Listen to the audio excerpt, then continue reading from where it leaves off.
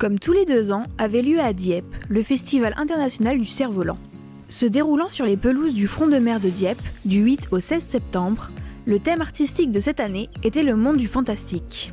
Avec une quarantaine de pays invités, ce sont 8 hectares de pelouse entre la ville et la mer qui s'offrent aux cervolistes et au public.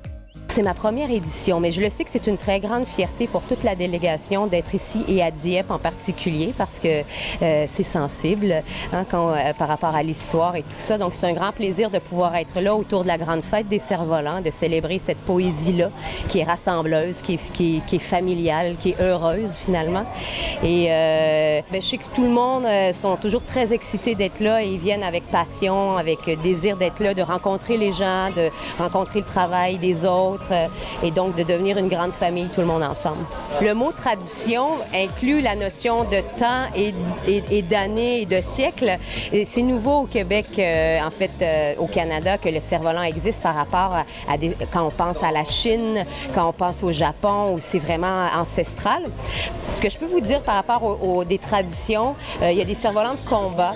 Il y a des cerfs-volants, on utilise beaucoup, si on veut, les anciennes traditions pour les rendre contemporaines. Donc, il y a des pratiques qui sont faites plus sportives.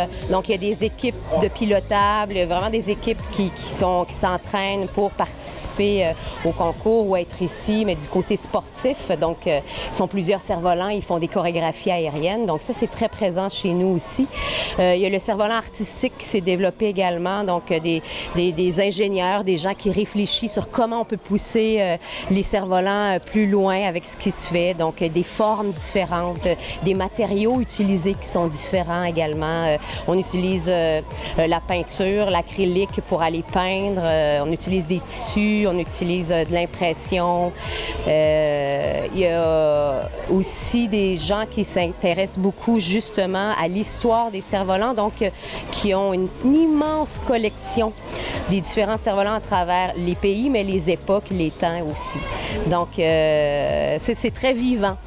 La tradition se dessine tranquillement. Ouais. Classé parmi les 300 plus grands événements du monde, toutes catégories confondues, ce festival présente toutes les disciplines du cerf-volant.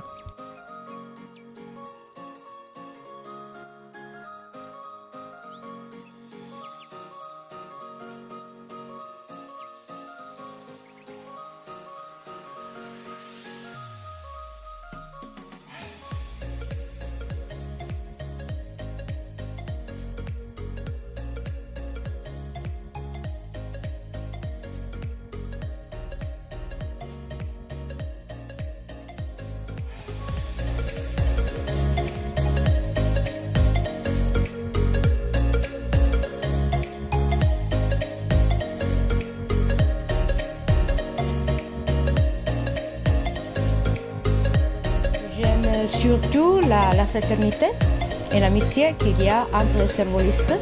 Et après, tout ce qui va, je vois des chefs-d'œuvre des artistes ou des personnes qui font des cerfs-volants avec du plastique et d'autres choses.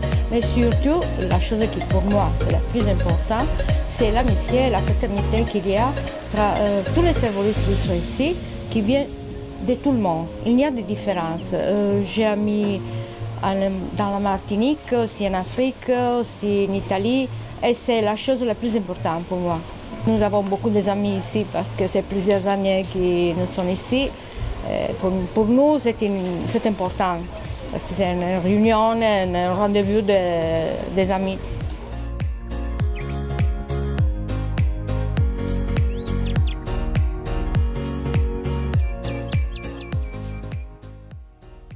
Les pays invités sont tous d'accord, c'est l'ambiance et la beauté de ce festival qui les fait revenir chaque édition. Mais alors, qu'en pensent les visiteurs ? C'est ma première édition et je vous avoue franchement, je suis très agréablement surpris parce que c'est très cosmopolite.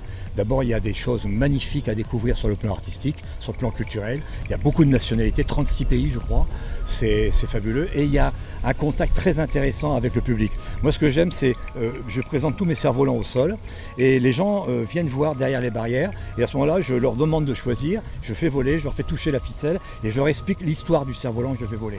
Et il y a eu de très très bons contacts hier, c'était chaleureux avec les gens, des gens très curieux, avec des questions pertinentes, c'était bien quoi, voilà. Et c'est vraiment un beau festival. Je crois que c'est un festival qui rentre dans les 4 plus grands festivals au monde et il rivalise bien sûr avec des grands festivals chinois comme Weifang. Donc c'est remarquable au niveau de la performance événementielle. Des jardins du vent, du cerf-volant, mais aussi de la photographie aérienne. Ça c'est quand même mon dada, dans la mesure où on a un peu le regard de l'oiseau à partir du cerf-volant. Alors il y a plusieurs techniques. Il y a soit la technique qui a été utilisée initialement par Arthur Battu à la Bruguière dans le Tarn, qui est l'inventeur de la photographie, il y a un peu plus d'un siècle, il y a 120 ans.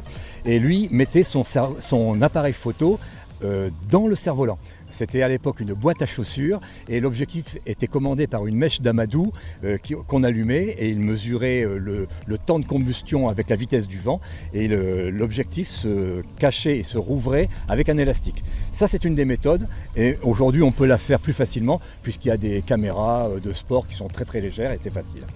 La deuxième méthode consiste à installer ce qu'on appelle une nacelle qui est entièrement automatique et qui permet à l'appareil photo ou à la caméra de tourner, de prendre la photo et même d'avoir le plan de visée qui change automatiquement. Donc ça c'est une seconde méthode qu'on appelle AutoCap.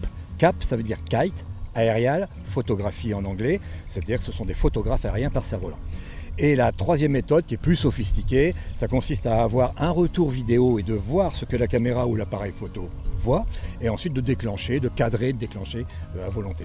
Alors il y a bien sûr cet aspect-là, puis ensuite il y a l'aspect pilotage du cerf-volant, parce que ça se pilote, il y a la hauteur, il y a la fonction du vent, il y a la maîtrise des turbulences, etc. Cette année encore, le festival fut un succès. Alors, à dans 2 ans pour une nouvelle édition.